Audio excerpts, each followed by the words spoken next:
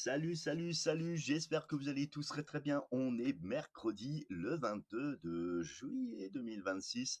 Oui, il fait frais ce matin encore en Lorraine, comme hier. Regardez la carte, hein, quel conflit entre le sud et le nord, avec même des températures particulièrement basses, au 57 dans le département de chez moi dans la Lorraine. Ce matin, j'ai relevé quand même 9 degrés. Hier, on était à 7,5. Donc vous voyez, ça remonte un petit peu.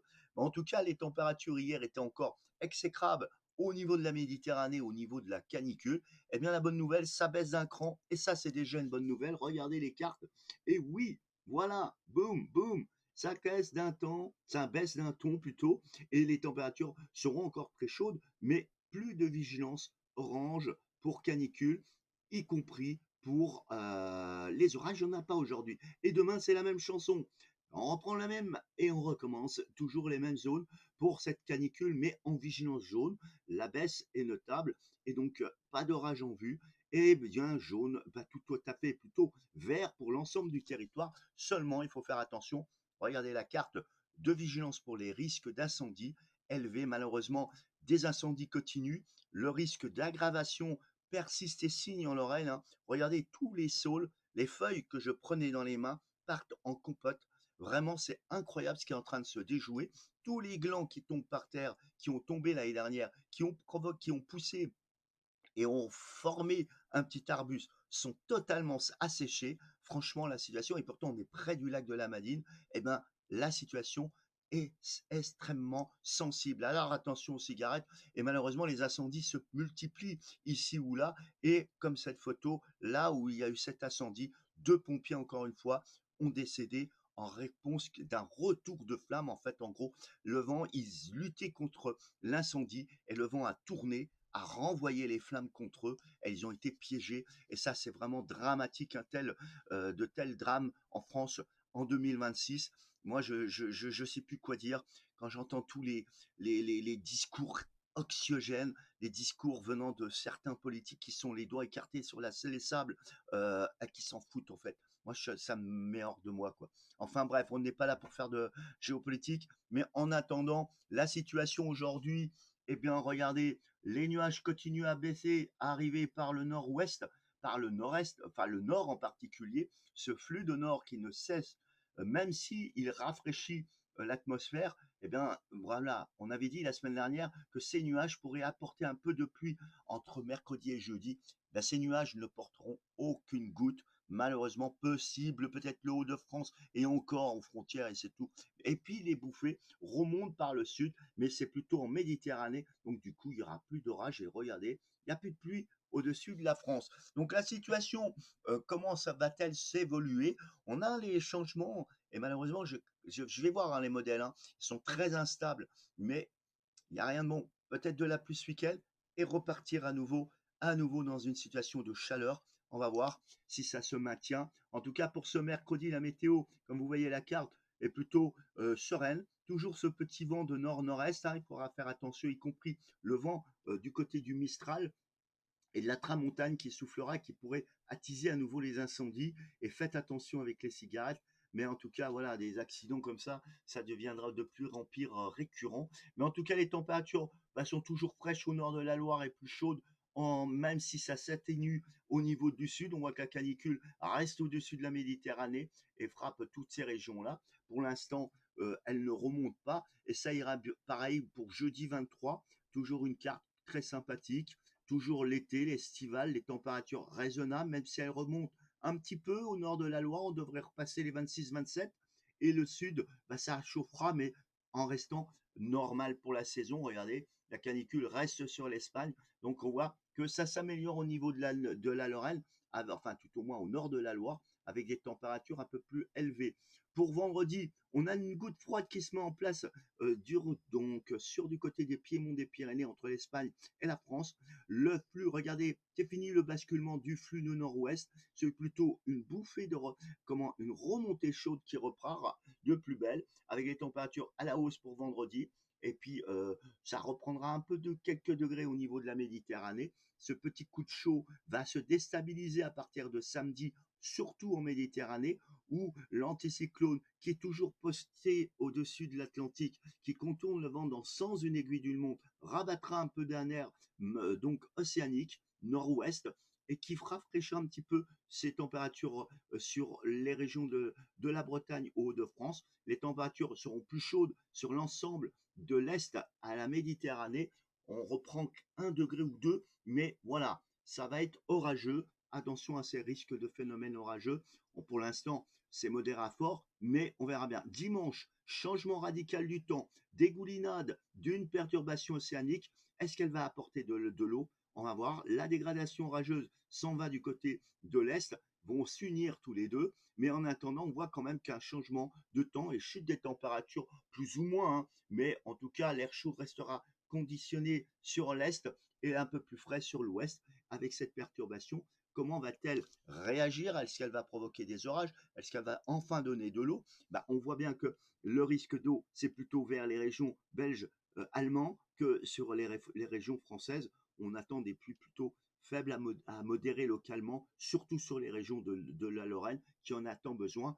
D'après les sources aujourd'hui, hein, il n'y a rien de fiable. On pourrait flirter entre 2 à 4 millimètres d'eau sur les régions de la Lorraine, en particulier sur les frontières, où là, il pleuvra un peu plus. Donc on verra bien, on espère, un peu d'eau, c'est mieux que rien, ce qui fera du bien pour freiner un peu cette sécheresse. Et cette situation lundi 27, ça ne change pas, on est plutôt dans une situation barométrique, non anticyclone ni dépression.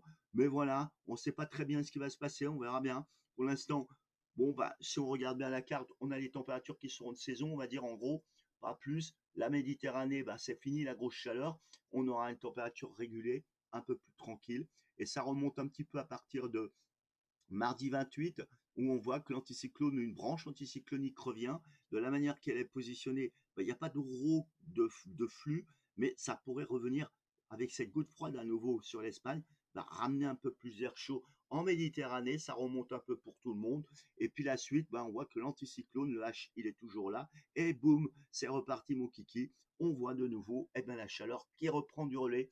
On voit bien que ça pourrait à nouveau chauffer sur l'ensemble du territoire. La fin du mois s'annonce de plus en plus chaude. L'anticyclone qui vient ici, comment va-t-elle réagir cette dépression? Mais en attendant, le flux monte, les températures montent. On est au stade caniculaire à nouveau en Méditerranée et de plus en plus chaude, au-dessus de 25, bien sûr, au nord de la Loire. Et ça va continuer vendredi 31, le dernier jour du mois de juillet, se termine en fanfare avec cette dépression tempétueuse qui est ici et ce front plus ou moins actif. Eh bien, on voit que le flux vient de sud-ouest. Et regardez, si les conditions météo se concordent, eh bien, on pourrait avoir une poussée chaude. Et regardez, les plus de 38 à 40 à nouveau seraient possibles en Méditerranée, en particulier au niveau des piémonts des Pyrénées. Mais voilà, et on voit que ça fraîchit un petit peu vers le nord-ouest avec cette approche de cette dépression océanique. Donc on va voir si ça va vraiment aller vers à nouveau le mois d'août avec à nouveau de la chaleur. Mais moi, on m'avait dit, hein, ça c'est important de préciser, juillet très chaud et août très très chaud. Donc on verra bien. Et septembre à nouveau très chaud. Donc on verra bien cette chronologie-là, mais le plus important, c'est qu'on voit qu'on n'a toujours pas d'eau, et ça c'est le pire de toute l'histoire. On voit que toute la semaine prochaine, mis à part dimanche, où on a une perturbation qui dégouline, on s'aperçoit que jusqu'à la fin du mois prochain, donc la fin du mois donc le vendredi prochain, aucune goutte n'est prévue sur la France, seulement dimanche et un peu des résidus donc lundi. C'est extrêmement critique cette situation, si elle persiste, et surtout si les températures remontent. Je ne vois pas le bout du tunnel. Je ne suis pas là pour faire le drama, comment un comportement de dramatique en tout disant oh on va tous mourir. Non, mais il se passe quelque chose de dramatique quand même qui est en train de se faire. Et ce que je dis à beaucoup d'amis, c'est une situation catastrophique, mais c'est une catastrophe sourde qui est en train de se faire. Et moi, ce qui me choque, c'est que, bon, c'est les vacances, on est complètement déconnecté, hein. Moi, j'observe, hein, je suis observateur. Donc, mon observation permet de dire aujourd'hui que j'observe des gens qui vivent comme si rien ne se déroulait, comme si c'était normal. Et ça me choque parce qu'on voit bien. Moi, je l'observe tous les jours. Hier, j'étais extrêmement tendu et le constat est amer. Je vois les forêts se désagréger, les feuilles tombent, ça jaunit et les saules sont en train de clapser. On voit bien, regardez les images. C'est parlant. Et quand on voit la faune, et en plus les poissons, partout autour de la Madine, il y a des odeurs de pourri, et je vais pas voir, mais il y a une immortalité extrêmement haute dans tous les ruisseaux. Je vois des photos, on m'envoie des photos en montrant dans les canals, dans les étangs, l'asphyxie totale, les poissons meurent. Qu'est-ce qui se passe en ce moment? Qu'est-ce qui se passe? Et c'est ça qu'il faudrait qu'on devrait prendre conscience. Mais là, c'est les vacances, j'oublie tout. Tout va bien. Tant qu'on a de l'eau au robinet, tant qu'on est au magasin, on a à manger, tout va bien. Mais est-ce que c'est pas quelque chose est en train de se passer? Moi, je vous le dis honnêtement, hein, je suis inquiet. Je suis très inquiet. C'est la première fois depuis X que je suis inquiet comme ça. Et c'est pas pour rien. Et malheureusement, je sens le pire qui est devant. Donc, bah, quand on sera au pied du précipice, qu'on se dira, bah, si on avait su, beaucoup s'en foutent. Voilà. Malheureusement, je sais très bien, et ça, j'ai eu des discussions avec des gens. Il y a des gens qui vivent, qui sont nés dans le béton, ne connaissent pas l'environnement, la nature. Pour eux, le béton, c'est enraciné en eux. Donc, il n'y a rien qui change. Pour eux, ça ne c'est pas un problème. Tant que, comme j'ai dit tout à l'heure, tant que l'eau coule et tant que les magasins auront de l'alimentation et les loisirs. Et ça, c'est malheureux. Et c'est les films fiction le montrent, hein, qu'on va vers cette direction. On est tous dans une sorte de matrice qui nous a déconnectés de la nature et nous a connectés dans une matrice artificielle.